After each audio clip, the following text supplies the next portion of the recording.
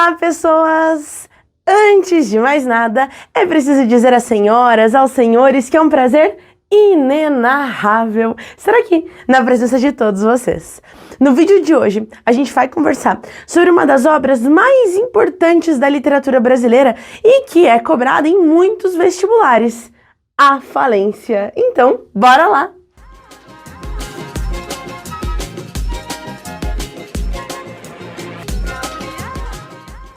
Bom, o romance Falência foi escrito por uma autora chamada Júlia Lopes de Almeida e foi publicado pela primeira vez em 1901 no Brasil. O período em que a gente estava ali entre as escolas literárias realista e naturalista. Não à toa que a própria Júlia Lopes, ela é uma autora que perpassa muito bem essas duas estéticas. Tem críticas duras em relação à sociedade da época, especialmente a sociedade burguesa da época, né, o que se aproxima mais do realismo. Há também uma análise psicológica dos personagens, que é bem tradicional do realismo, mas também você percebe uma animalização, zoomorfização de algumas personagens que se aproxima mais do período naturalista, da estética naturalista. Então, esse romance, a gente considera ele naturalista, realista, assim como o que a própria autora escrevia nos seus mais diversos textos. Bom, ela é brasileira, nasceu no Rio de Janeiro, depois passou um tempo em Portugal, os pais dela eram portugueses, então ela passa uma temporada em Portugal, volta para o Brasil e desde sempre atuando, seja na literatura, seja no jornalismo, propondo críticas, reflexões em relação aos problemas sociais. Para vocês terem ideia, ela foi uma pessoa que participou da organização da ABL, Academia Brasileira de Letras, mas nas últimas reuniões que fizeram ali para formatar de fato a academia, o nome dela foi excluído. E aí, como forma de minimizar esse impacto, né, essa atitude bastante injusta, já que ela ajudou a organizar e a pensar toda a estrutura da ABL, os componentes, os membros da academia, convidaram o marido dela, que também era autor, para integrar. Como se ele estivesse ali representando a esposa. Pode uma coisa dessa, gente? Pode? Então, na época, ela sofreu bastante com isso. Né? Por mais que durante o século XIX o Brasil fosse organizado em torno de uma sociedade mais patriarcal, né? Entre o XIX e o XX. A Júlia Lopes, ela era uma pessoa bastante à frente do tempo dela, especialmente aqui no Brasil. Essas ideias, as ideias que ela defendia lá em Portugal, já eram um pouco mais conhecidas, um pouco mais aceitas, mas aqui no Brasil era um tanto quanto revolucionário. Então ela defendia educação para as mulheres, então a escola não ser mais um espaço só de homens, mas que mulheres também devessem fazer parte desse ambiente. Ela defendia abolição, ela defendia voto feminino e defendia inclusive direito ao divórcio, né?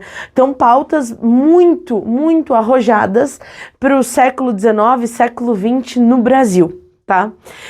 Obviamente, essas pautas, essas ideias, elas se farão presentes no livro, né? E nos mais diversos livros que ela vai escrever, mas inclusive em Falência. Aqui eu coloquei itens sobre a obra, então vamos lá. O livro Falência, ele é narrado em terceira pessoa, que é uma narrativa bastante tradicional para os livros realistas e naturalistas. Terceira pessoa onisciente. Lembra o que é um narrador onisciente? É aquele que sabe de todas as coisas, tipo Deus. Ele, além de ver, ele sabe o que pensa, o que sente, né? Cada uma das personagens. Esse romance, ele é organizado em 25 capítulos. A história passa 10 anos antes da publicação, então 1891, no Rio de Janeiro, que era um espaço já tradicional para a autora, né, que nasceu lá. Já falei, ele não se encaixa só no realismo ou só do naturalismo, é uma obra realista, naturalista, tá? Perpassa essas duas estéticas. Você percebe que tem profundidade psicológica na narrativa, em especial nas personagens femininas. Os homens, eles são considerados, são apresentados de uma maneira mais plana, sem grandes detalhamentos, seja do que eles pensam, do que eles são, ou então do seu passado, enquanto as mulheres existe um detalhamento muito maior, existe um refinamento muito maior, né? Então são personagens mais complexas, ou então personagens redondas, a gente pode chamar assim também. A linguagem empregada na obra é uma linguagem bastante dinâmica. Aí vocês podem me dizer, mas eu comecei a ler e não achei nada dinâmica, como alguns alunos fizeram comigo, né? Comentaram isso da obra. Veja, é dinâmica para os padrões do século XX, né? Não que seja dinâmico comparado a hoje, aos textos que normalmente são lidos, né? Texto curto, breve, ali muito rápido. Não, era bastante dinâmico para o que era escrito até então. Pensa que antes do realismo e do naturalismo, a escola literária vigente no Brasil era o romantismo. O romantismo tinha muitos detalhes, muita descrição, ele era bastante demorado. Então, perto das obras românticas, a falência super dinâmica, as frases eram mais curtas, os espaços, as personagens não são tão descritas, né? Coloquei ali que é um romance engajado. Claro, se a própria autora, ela é engajada, Júlia Lopes, ela é uma autora engajada, essas temáticas que ela defendia na vida vão se fazer presente na obra também, né? Então a gente vai perceber. Tem ali uma menção à abolição, tem uma menção em relação à educação para as mulheres, é refletido sobre o papel da mulher na sociedade. Tudo isso vocês vão perceber no enredo. E uma postura adotada pela autora neste livro é o fato dela ser antirromântica, sem esses idealismos, sem aquela perfeição das instituições, né? Perfeição de casamento, perfeição de religião, perfeição de nação, não. Essas instituições, elas são bastante criticadas na obra Falência. Vamos pro enredo agora, tá? Eu montei aqui para vocês uma estrutura mais fácil da gente entender quem são os personagens. Então vamos lá. Nós temos o primeiro personagem, o Francisco Teodoro. Francisco Teodoro, ele é um português que no Brasil começou a trabalhar com comércio de café e ganhou muito dinheiro, muito. Ele era um dos homens mais ricos, né, e fazia essa comercialização de café. Estava em busca de uma esposa. Ele não precisava de esposa rica, porque dinheiro ele já tinha, mas tinha que ser uma pessoa moralmente bem feita, respeitada socialmente, bonita de preferência. E aí ele encontra a Camila, que tinha R$0, mas era uma moça bonita, era uma moça bem feita, uma moça formosa e moralmente respeitada. Os dois se casam, não por amor, tá? Casam por interesse. Ele precisava de uma mulher e ela precisava de dinheiro. Feito a união deles. Dessa união deles, eles têm 4 filhos. O Mário, que é o filho mais velho, tem lá seus 19 anos, tá? É um bom vivan, é um cara ali da farra, da mulherengo, é um cara das festas, enfim, né? Não é um cara muito sério ou muito organizado, moralmente falando. A filha do meio, a Ruth, que tem lá seus 16 anos, 17 anos, uma menina boazinha, atenta, calma, observadora, muito generosa, empática. E também tem as gêmeas, a Raquel e a Lia, que estão na história ali para mostrar que era uma família bastante grande, uma família tradicionalmente burguesa, mas não que elas tenham uma profundidade muito grande na história, no enredo. Tá? Além disso, então, na casa morava Francisco Teodoro, morava Camila, os 4 filhos. Além disso, morava com eles a Nina. Nina era uma sobrinha da Camila. Tanto que quando Camila aceitou casar com Francisco Teodoro, ela disse, levo comigo a minha sobrinha, né? Enfim, era uma sobrinha bastarda ali e tal, e ela sempre estava com essa sobrinha.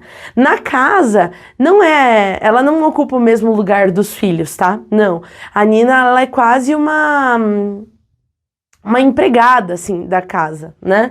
Além da Nina, tem a Noca, uma empregada negra, que serve a família, ela assim, né? As duas aqui estão muito próximas. Digamos que a Nina tá para uma governanta e a Noca tá para a empregada que recebe as ordens da governanta, né? Digamos assim. E tem algumas outras personagens secundárias, eu coloquei aqui 2, a Tia Etelvina e a Sancha. Já comento por que eu coloquei elas.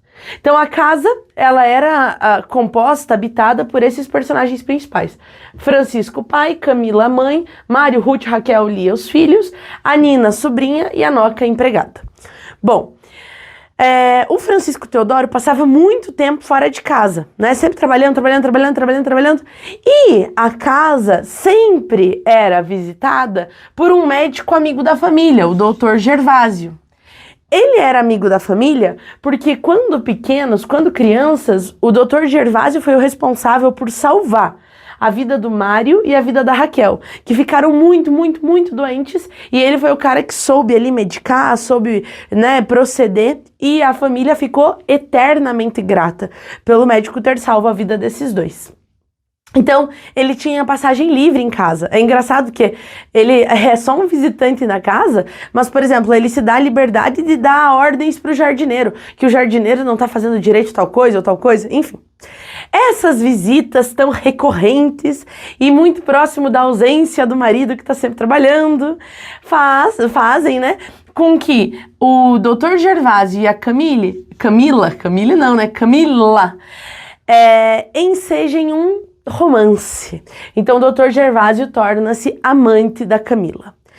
Essa relação extraconjugal, ela era de conhecimento de todos da casa, praticamente. De todos. Tanto que a Camila uma vez ia dar uma bronca no Mário, e o Mário faz uma insinuação, assim, o que você tá falando de mim? Você aí tem o cara, o teu amante que vem aqui em casa, sabe? Todo mundo sabia. Menos, claro, quem é o traído, né? O Francisco André. O Francisco Teodoro. É o personagem que não faz a menor ideia de que há essa traição, de que há esse... Enfim, né, que ele tá sendo enganado, ludibriado pela própria esposa.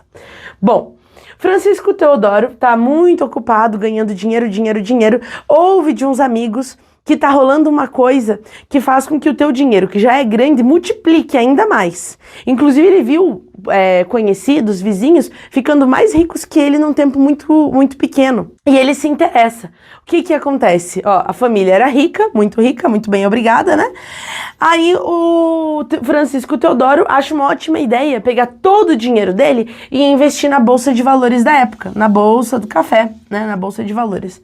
Acontece porque que mal ia ter, né? Se ele viu os vizinhos pondo dinheiro lá e ficando ricos, não ia ter problema algum. Até que, quando chega na vez dele de fazer o investimento, ele simplesmente perde todo o dinheiro. Todo o dinheiro. Ele fica pobre. Acabou. Já era. Detalhe, sobra, na verdade não sobra nada, porque nem a casa que eles moravam, a casa que a família morava, tinha que ficar pra ele ia ter que entregar. E a humilhação de ficar pobre era tão grande que era melhor se matar do que assumir que ficaria pobre. Tem uma passagem bastante interessante no livro que o narrador até conta o pensamento do Francisco Teodoro, né?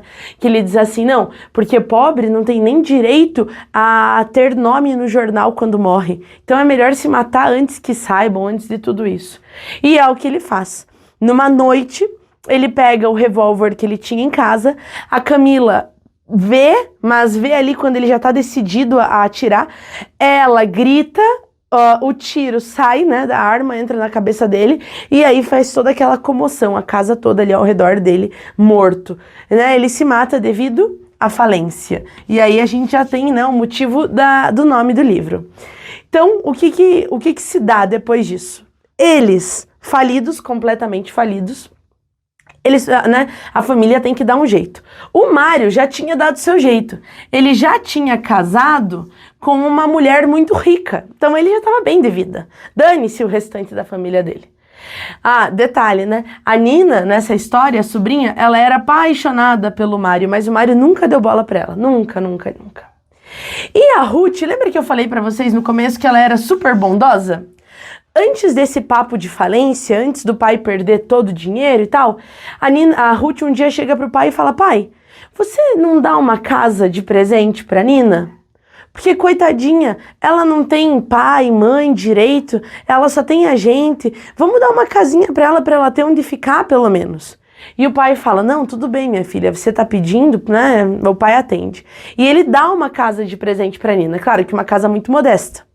Quando a falência vem, eles têm que entregar tudo, inclusive o casarão onde eles moravam. Qual é o único espaço que sobra?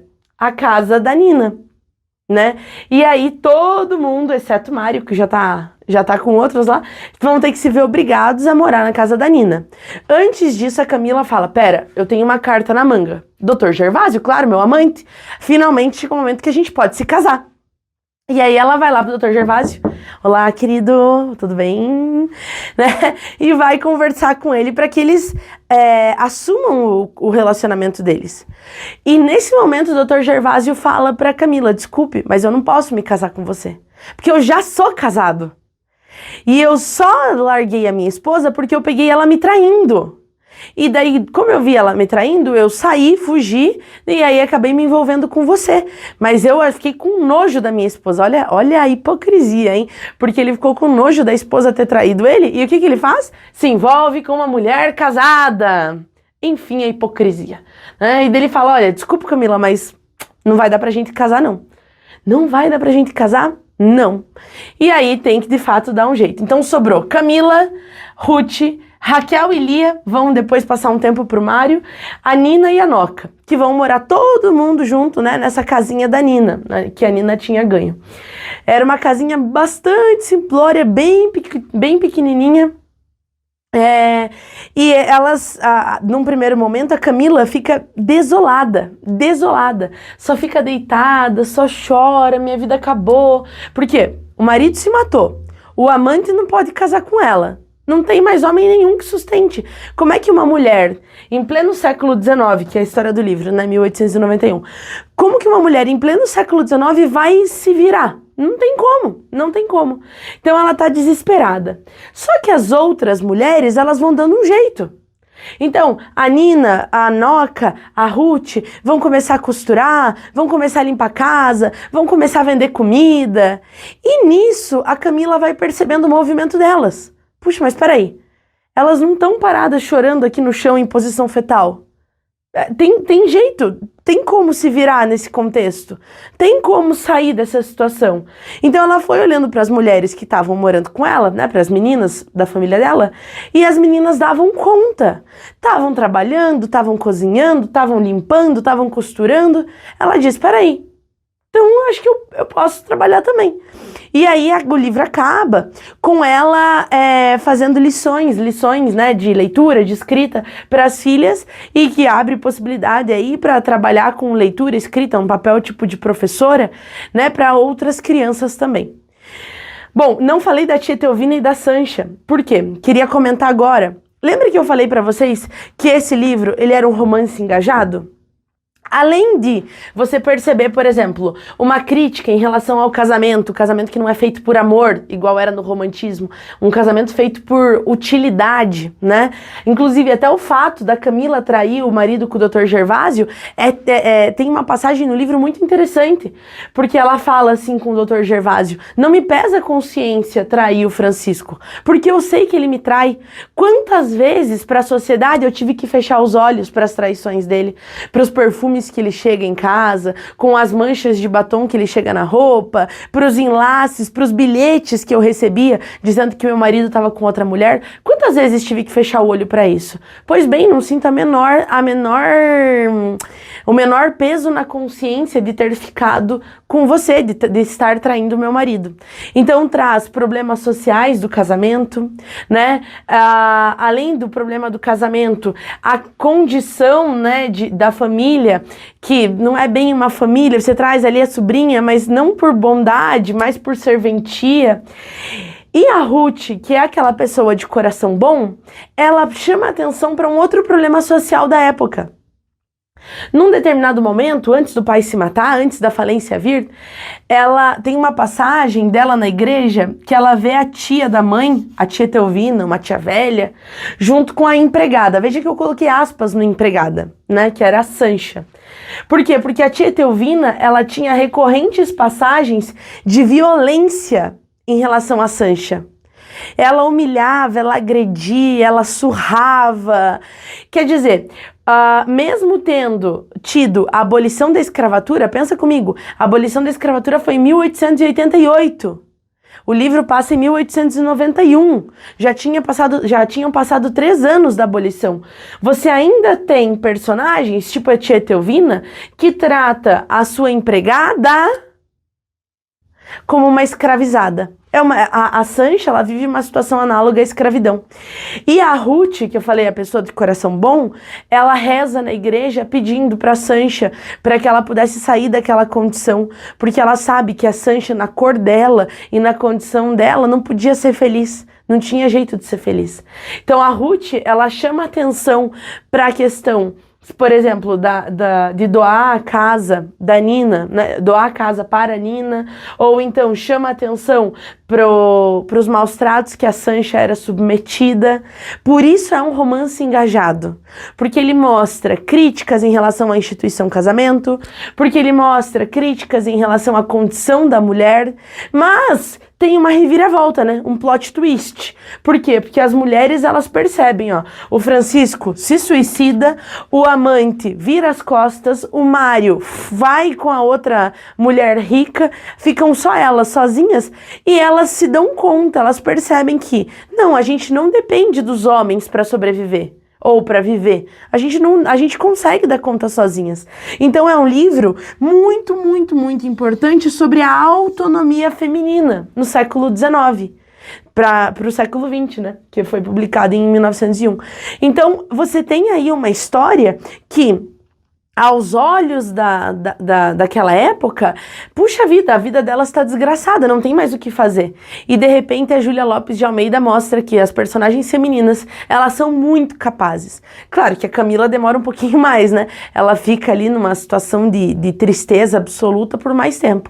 Mas depois que ela se dá conta que as outras mulheres ao redor estão trabalhando, estão se virando e tá dando certo, ela fala, opa, peraí, deixa eu levantar e deixa eu dar a volta por cima também. Então é um livro muito interessante, especialmente para o século XIX, bastante ousado, né? A Júlia Lopes de Almeida, ela traz essas problemáticas sociais e ali num tom de esperança, num tom quase de lição, assim. É possível, não precisa se resignar diante dos problemas da sociedade. E aí, você leu já esse livro? Gostou dessa aula? Ficou com alguma dúvida? Escreve aí nos comentários. Não esquece de curtir, de compartilhar, de se inscrever no canal. E por hoje é isso, pessoal. Um grande beijo e tchauzinho!